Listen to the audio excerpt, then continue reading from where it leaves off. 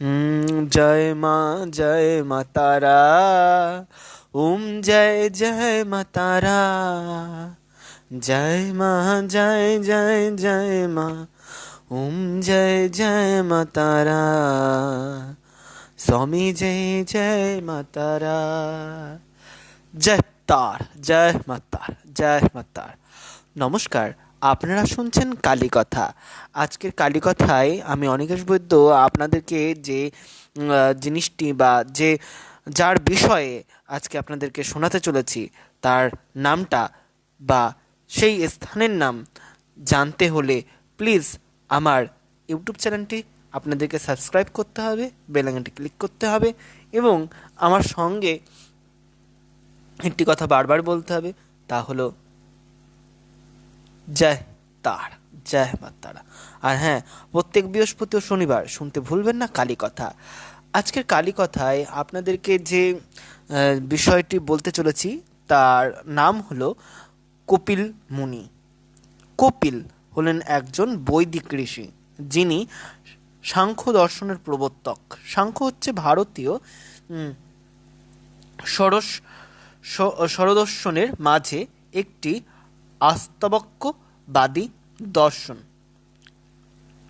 ভাগবত পুরাণে এই দর্শনের স্তাবকবাদী ধারাটি উল্লেখ পাওয়া যায়। হিন্দুদের বহু প্রচলিত বিশ্বাস অনুসারে তিনি ব্রাহ্মণ পৌত্র মনুর বংশধর ছিলেন। ভাগবত পুরাণের বর্ণনা অনুসারে কপিলের পিতা ছিলেন কদর্ম মুনি এবং মাতা দেবাহুতি।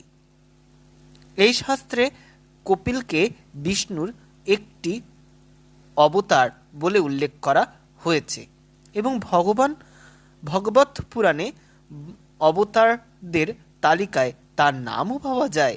ভগবত বাদিতায় কপিলকে একজন সিদ্ধ যোগী বলা হয়েছে।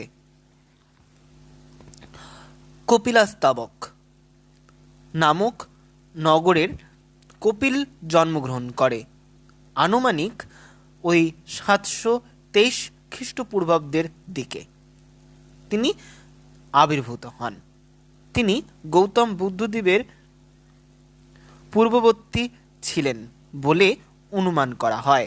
ভাগবত পুরাণের 3য় স্কন্ধে কপিলের জীবনের বর্ণনাও পাওয়া যায়।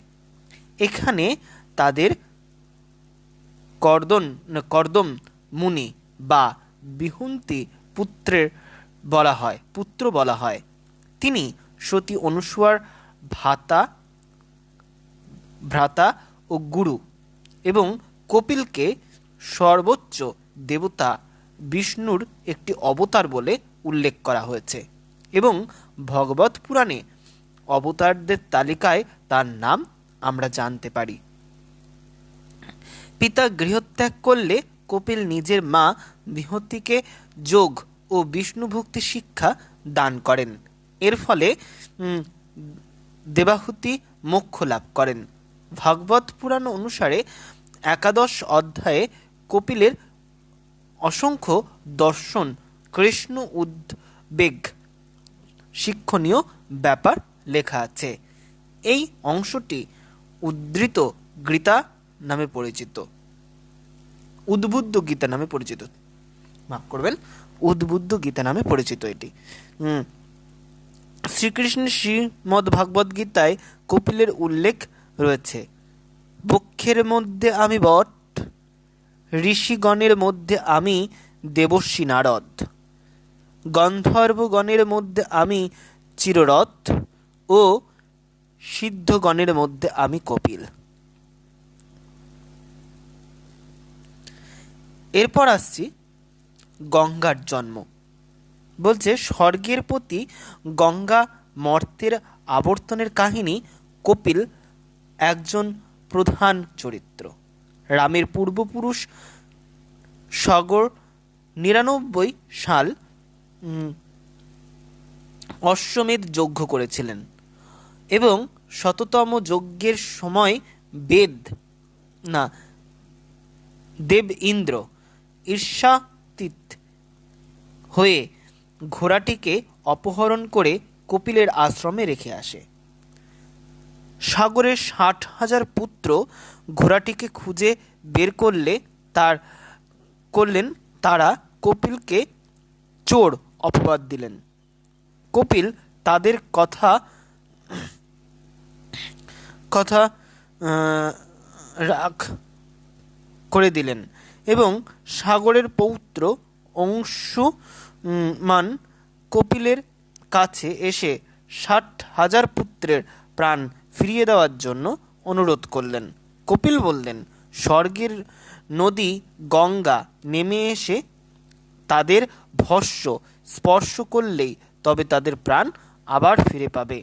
পরের সাগরের বংশ ভগীরথ তপস্যা করে গঙ্গাকে মর্তে নিয়ে এসেছিলেন।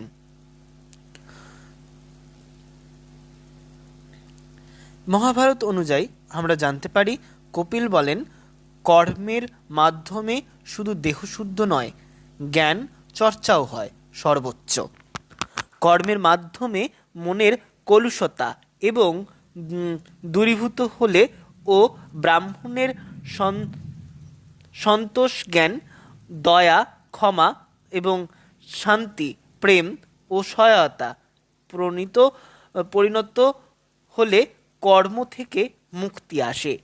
এই পথে ব্রহ্ম লাভ করা যায়। এই পথে কেউ সর্বোচ্চ সত্য জানতে পারে। ভীষ্ম বলেন, হে শত্রু জয়কারী যুধিষ্ঠির, কপিলের অনুগামী সাংখ্য মতাবলম্বীরা বলেন, মানবদেহে 5টি দোষ আছে। এগুলি হলো কামনা, ক্রোধ, ভয়, নিদ্রা, শ্বাস। এগুলি সকল জীবের দেহে দেখা যায়। যারা জ্ঞানী তারা ক্ষমা দ্বারা ক্রোধকে জয় করেন। সকল কর্মের উদ্দেশ্যকে ছেঁটে ফেলে কামকে জয় করা যায় এবং সত্যের চর্চায় মাধ্যমে নিদ্রাকে জয় করা যায় এবং সতর্কতার মাধ্যমে জয় করা যায় তাকে, আর শ্বাসের জয় করা যায় নিয়ন্ত্রিত আহারের মাধ্যমে। এবার ভাগবত পুরাণ অনুযায়ী বলছে, এই জগতে আমি এসেছি সাংখ্য দর্শন শিক্ষা দিতে। যারা অপ্রয়োজনীয় জাগতিক কামনার হাত থেকে মুক্তি পেতে চান তারা দর্শন শিক্ষা করেন। এই আত্ম উপলব্ধির পর বোঝা কঠিন, কালের স্রোতে তা হারিয়ে গিয়েছে। তাই আমি কপিলের দেহ ধারণ করে তা পুনরায় প্রবর্তন করতে এবং মানব সমাজ সেই দর্শন আবার শিক্ষা দিতে এসেছে।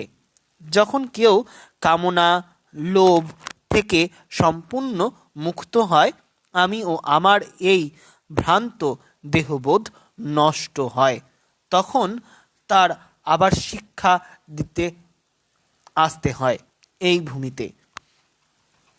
যখন কেউ কামনা ও লোভ থেকে সম্পূর্ণ মুক্ত হয়, আমিও আমার এই ভ্রান্ত বোধ নষ্ট হয়, তখন তার মন শুদ্ধ হয়। সেই শুদ্ধ অবস্থা থেকে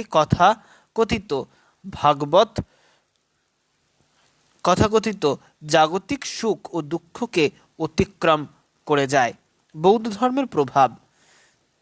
কোনো বৌদ্ধ পণ্ডিত দাবি করেন গৌতম বুদ্ধের পূর্বজন্ম ছিলেন কপিল।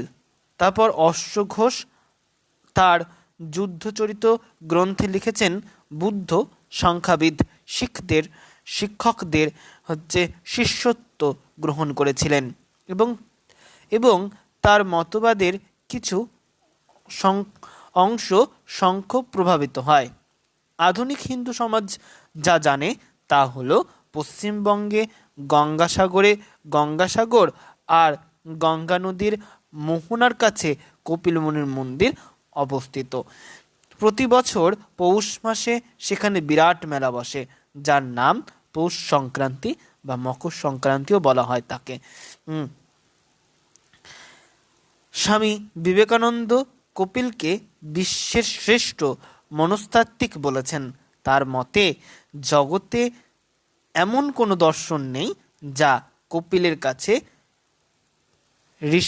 ঋণী নয়। এছাড়া আসামের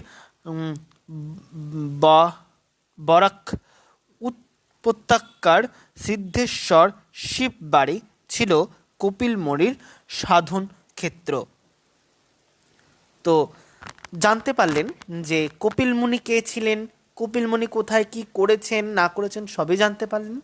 তো এবার কেমন লাগলো সেটা জানাবেন কি করে, তার জন্য বলছি তো আমার ইউটিউব চ্যানেলটি সাবস্ক্রাইব করুন, বেল আইকনটি ক্লিক করুন, আর দেখবেন নিচে বার্তা দেওয়ার ঠিকানা আছে, মানে যেটা কমেন্ট বলে ওটাকে বাংলায় বার্তা বলে, ওখানে আপনারা লিখে পাঠান আপনার কেমন লাগলো। তো জয় তার, জয় মা তারা, জয় মা তারা, এখানেই শেষ করলাম আজকের মতো।